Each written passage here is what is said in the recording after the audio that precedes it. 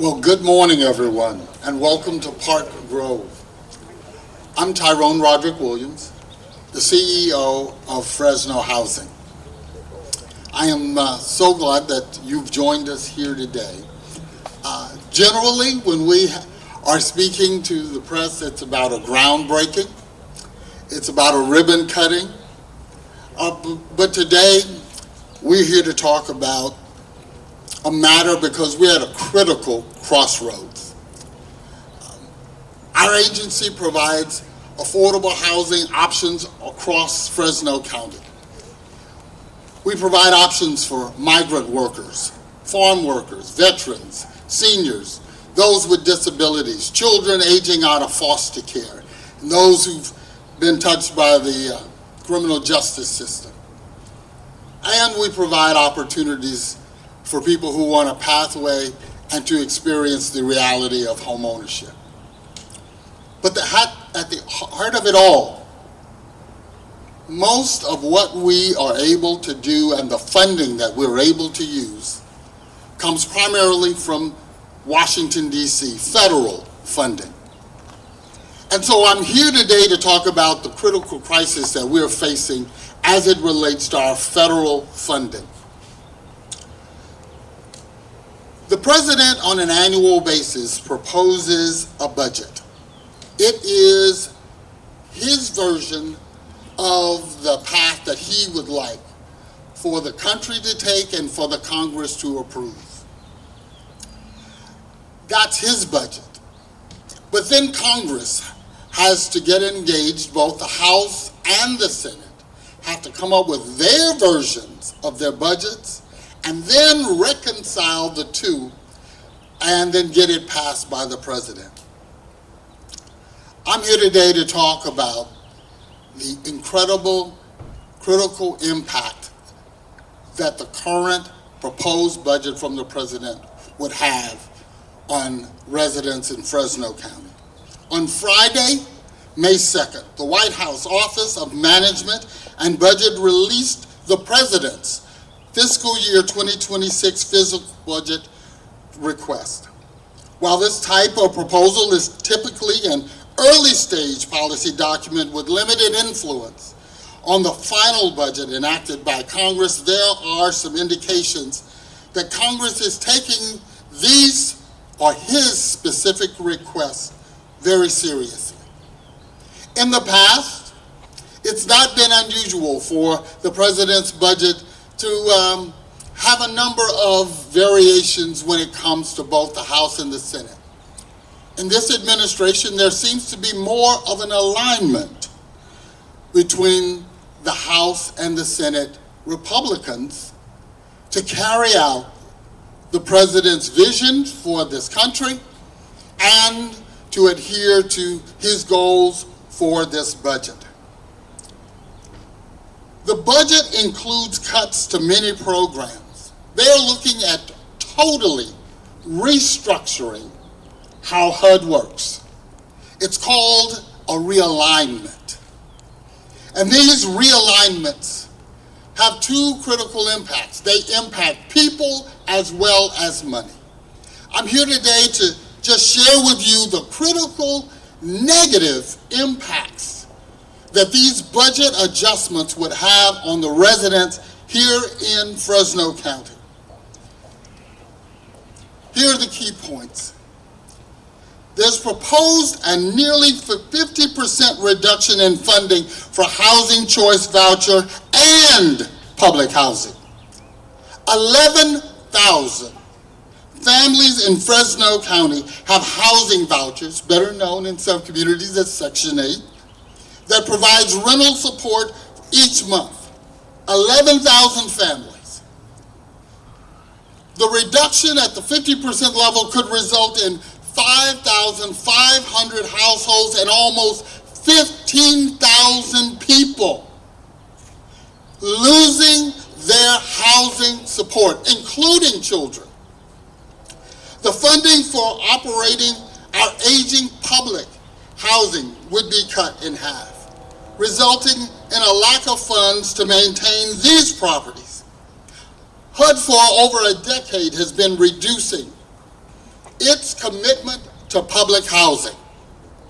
This represents a monumental adjustment in funding.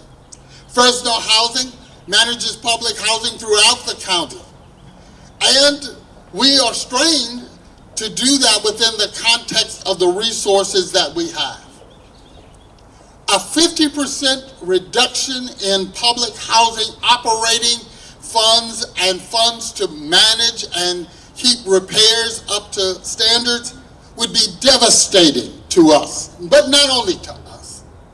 The people who live in our public housing, the people who live in all of our developments, this is one, deserve high quality, and we are committed to providing that. 50% cuts would tie our hands and would jeopardize the quality of housing that we would be able to provide. Now, I talked about the cuts to the Housing Choice Voucher Program, but it's not only the residents or the holders of those vouchers who would be negatively impacted.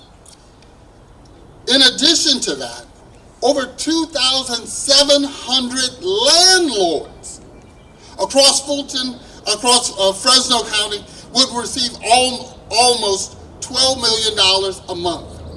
Often it's not recognized. Not only is Fresno Housing a contributor to housing options, we're an economic engine to Fresno County.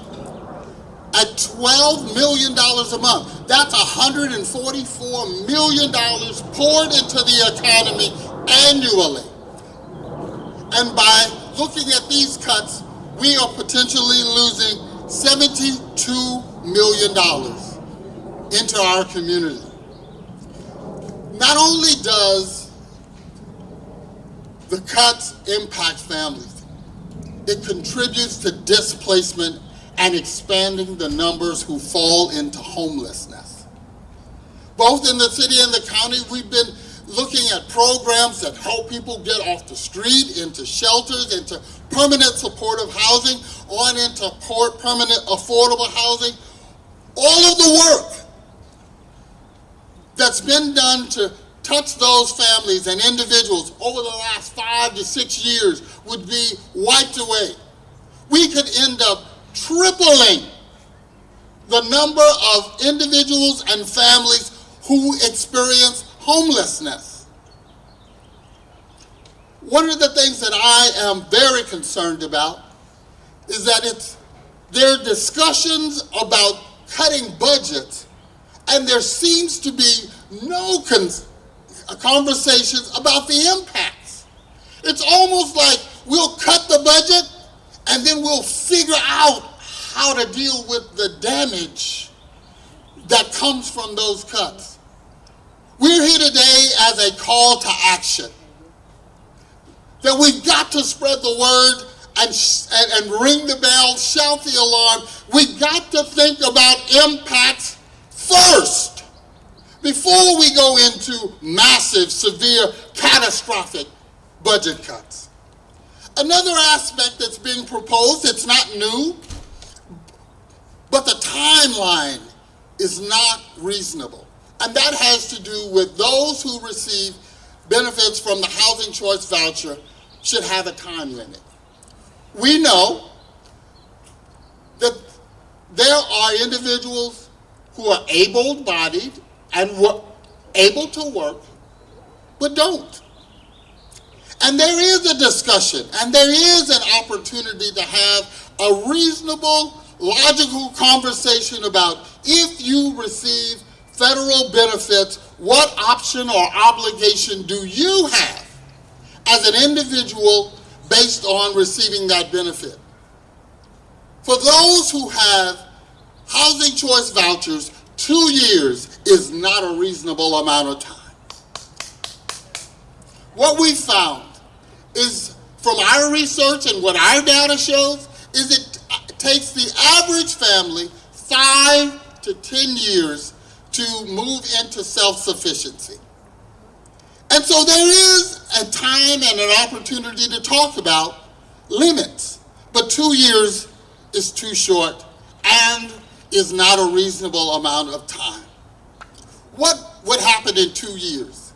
If the president's budget proposal were enacted, once it went into effect, anyone who is a working, aged, able-bodied individual would be required in 2 years to hand back over their voucher. There, in this economy where we have seen skyrocketing rents, we've seen rental vacancies at an all-time high, trying to find an affordable unit in Fresno County is still quite an endeavor. Most families who have a voucher are paying 30% of their income, whatever that income may be. If you're at 30% of your income and in 2 years have to move into the market for your housing, no job that you could take can help you make that kind of financial leap in 2 years. So we're saying, let's have the discussion about what's realistic, but right now we're focusing on the proposed budget and the catastrophic impacts it can and will have if enacted by Congress. Not only is the funding going to look at impacting housing choice vouchers, landlords, public housing, but they're also proposing to eliminate funding for the community development block grant and for home programs, which are key tools for development of affordable housing and are often used as part of the financing for development. At Fresno Housing, we're a unique public housing authority. We're one of the few in the nation that has a development department, a first-rate development department. You are here standing in a development that was developed by Fresno Housing. As state resources become more restricted, every single funding source to make projects like this and so many others are absolutely critical. It's not unusual for one development to have 5, 6, or even 7 different funding sources to make it work. To eliminate home at the same time that we say we're having a housing crisis is unconscionable. But not only are they talking about eliminating block grant dollars, eliminating home dollars, they're talking about eliminating funding that supports the residents to be able to achieve self-sufficiency. Through our Ross program and our FSS program, those are programs that help residents reach their goals of self-sufficiency. It provides a goal, a series of objectives that are met. It provides funding for case management to help people stick to what their goals are and help them achieve. But at the same time that we're talking about a 2-year limit that a person would have to be able to earn enough money to move into the market rate, we're eliminating the ladders of opportunity to help them achieve that. And so those two things are inconsistent. But that's what this president is proposing. We are coming together today because the proposed budgets would have triple effects on schools, healthcare providers, workforce programs in our community, all which rely on housing stability. Housing and shelter are fundamental for individuals to thrive and achieve, and these impacts would devastate our community. I'd like to be able to just invite Judy Lopez to the podium. Judy is a senior project manager, and she's working with many of our properties, but I'd like for her to come and share her stories.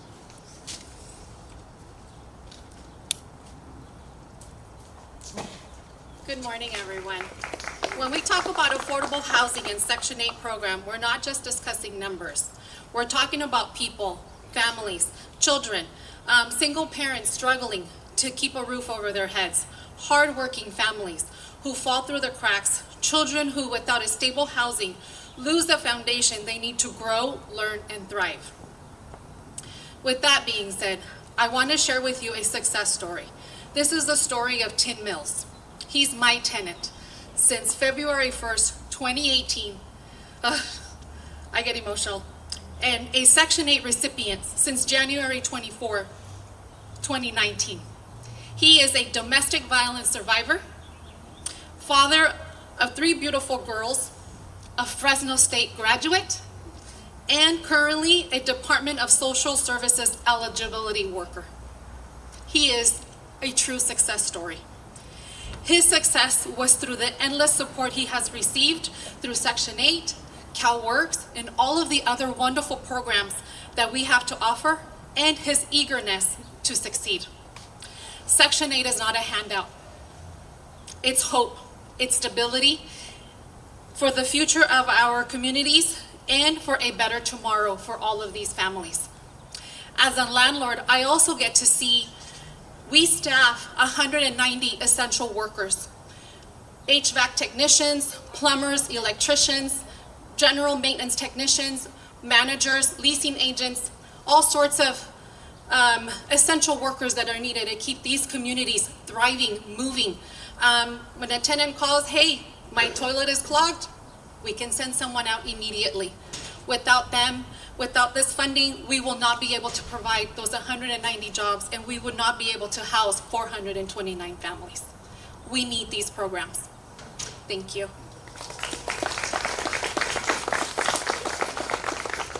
I shared that the proposed cuts would significantly impact not only housing choice voucher, but our public housing.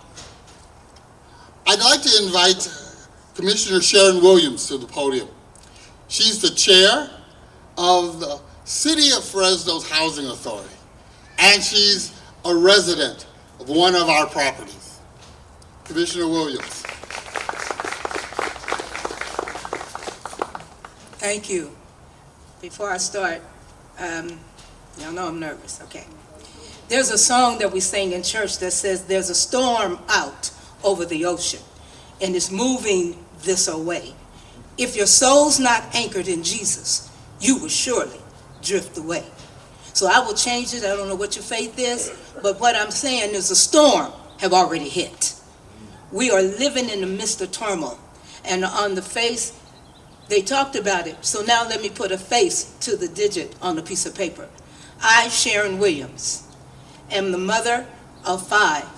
I am the grandmother of 23, the great-grandmother of 24 or more.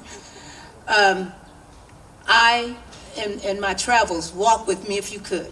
Got married, thing was so-called, and Mark, I know I'm off of these points, but it'll get there. Divorced. People that need help come from every walk of this life, and they hit that millstone by different reasons or pushes of life. So life happens. Divorced, 5 children. Ran back from San Jose back to Fresno.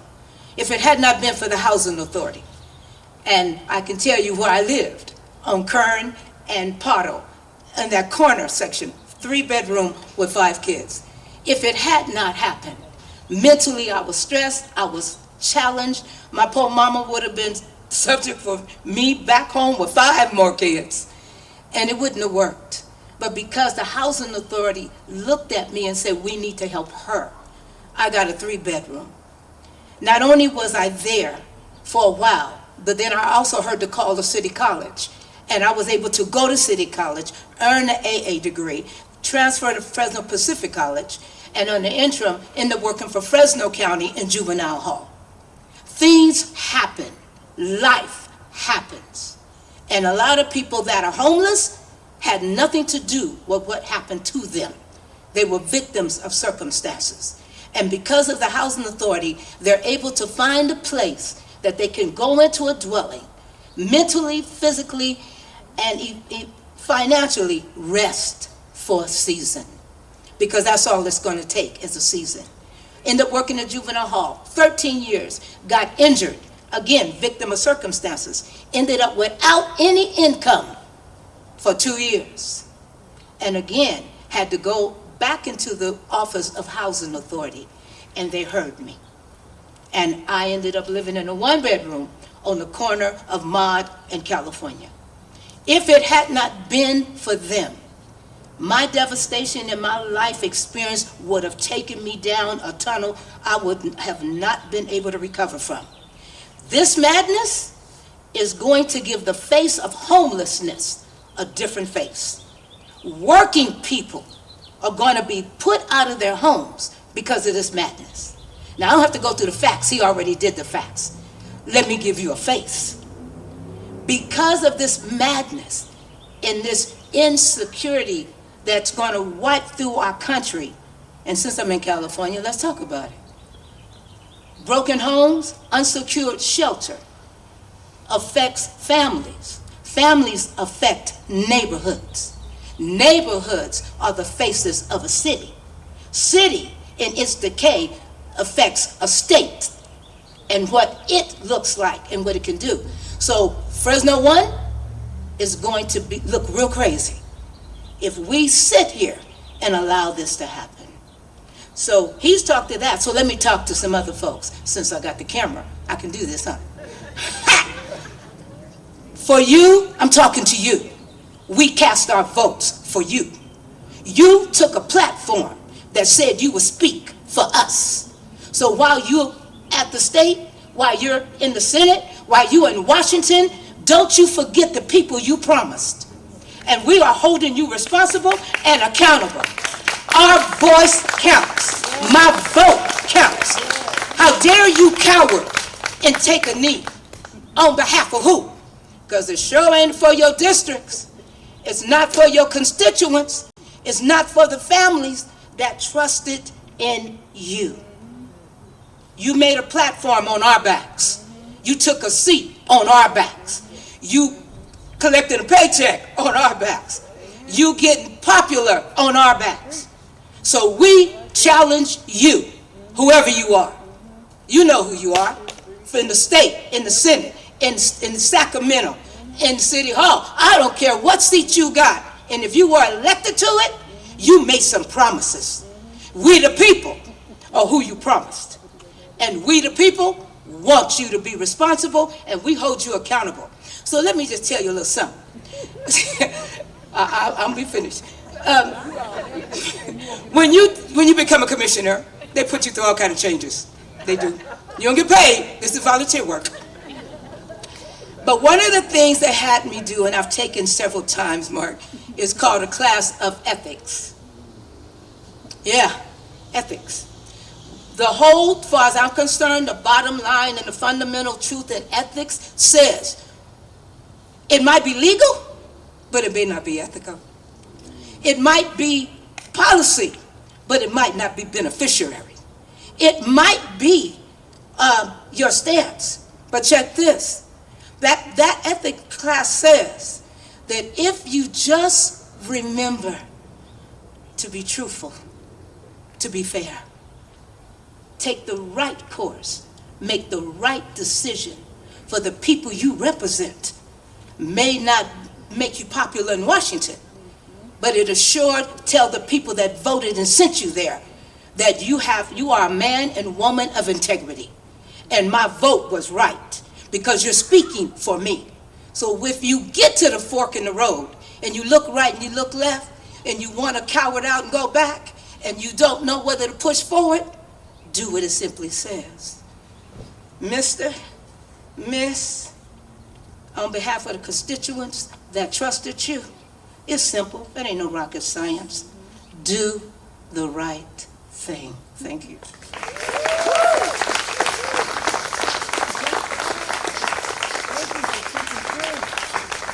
Thank you, Commissioner Williams. So the call to action, what do we do? What do? We join our voices together and let our federal elected officials know now. Call now. Email now. They are, at this moment, even as we're standing here in D.C., the Ways and Means Committee is meeting, crafting the budget. House representatives are meeting right now, crafting elements of the budget. We hear about Medicaid, we hear about SALT caps. We don't hear about housing, and they need to know. This is as important as Medicaid. It's as important as the SALT cap. It is as important as secure borders. It's as important as to all of the other issues, but you cannot leave out housing. So, this is what we're asking you to do. Call today. Email today. By Memorial Day, in just 2 weeks, many of the conversations and discussions will have already ended. The train will have already left the station. That's the critical hour that we're in. So again, we thank you for your support for the residents of Fresno County. Thank you for being here today. Your presence says that this is an issue that's important to you, but our elected representatives, particularly in Washington, D.C., need to know that now. So at this time, I'd like to thank everyone who attended. I wanted to know if you have any questions at this point. I see your hand. Yeah, so the federal government's saying that we need to put the responsibility back on the state. Where's the state at in filling the gap for HUD financing? Okay. One of the proposed ways, I mentioned that they're looking at realigning HUD. Realignment is an easy way of saying HUD is going to put its responsibilities on the state to carry out.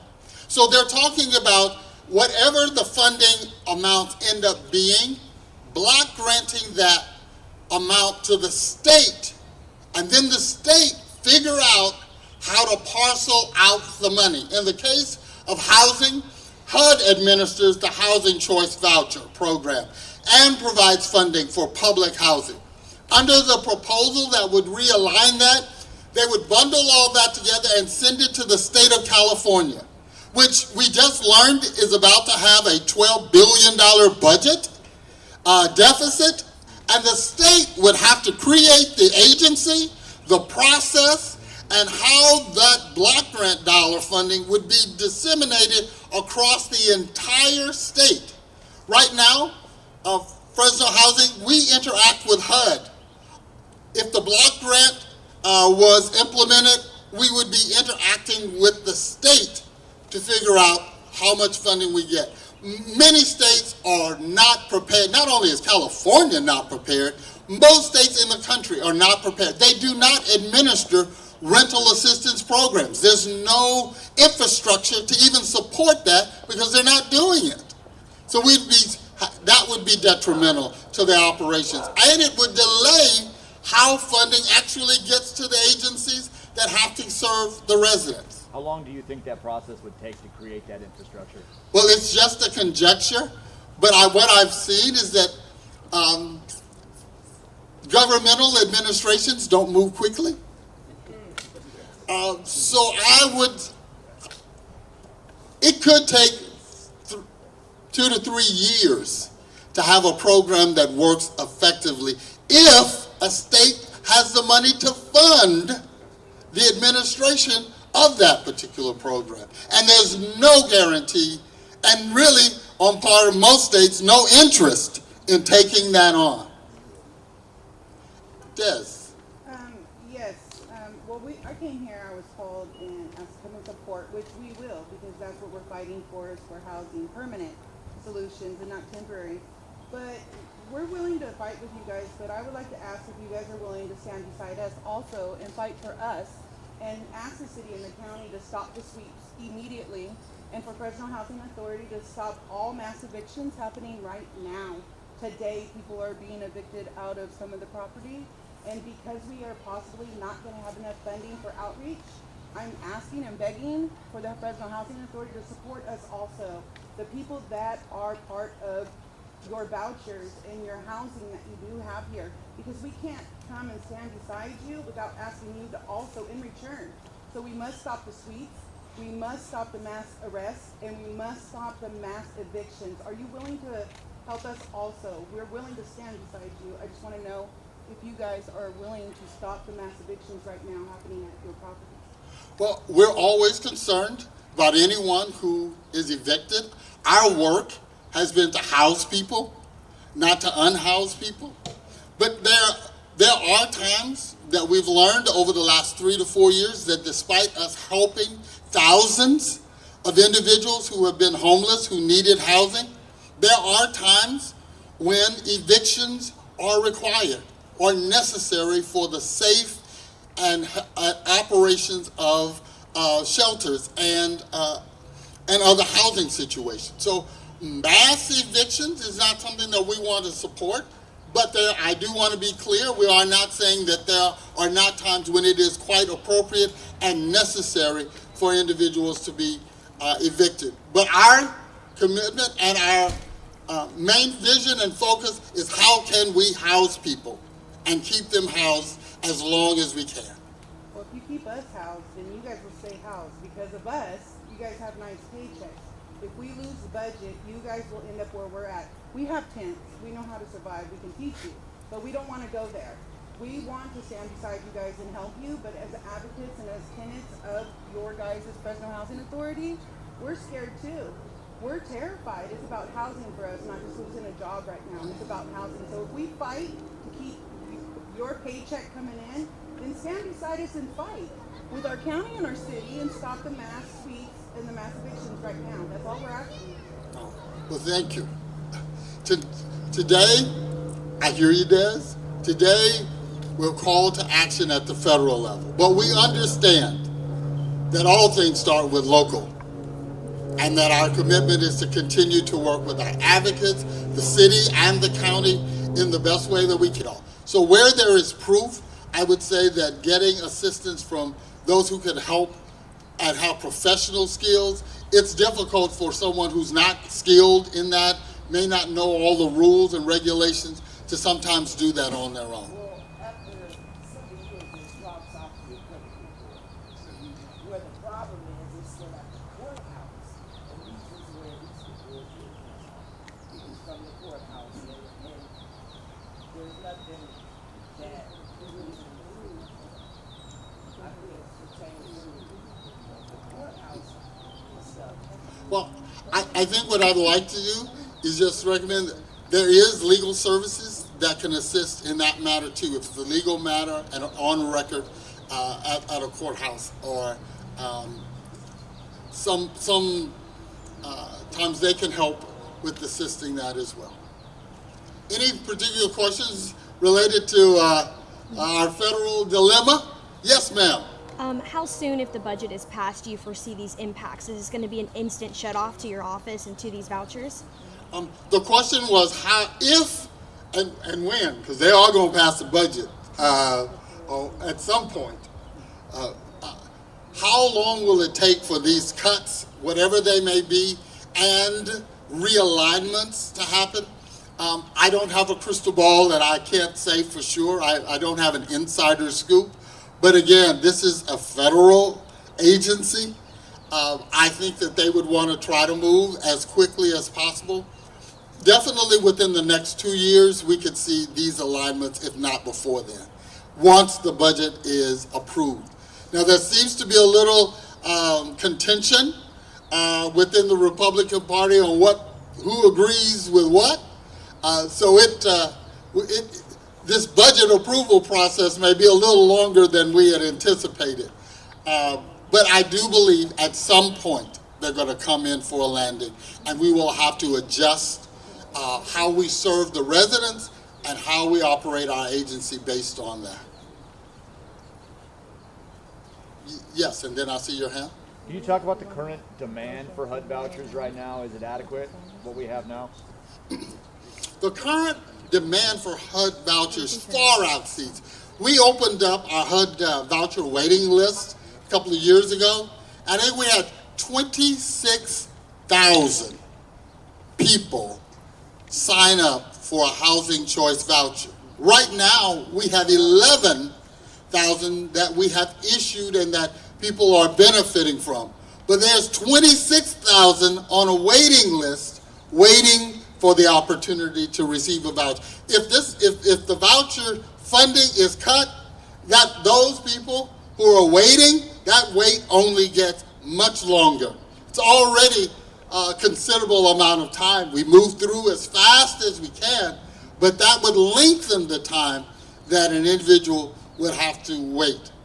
The other aspect about this is how they're looking at addressing homelessness.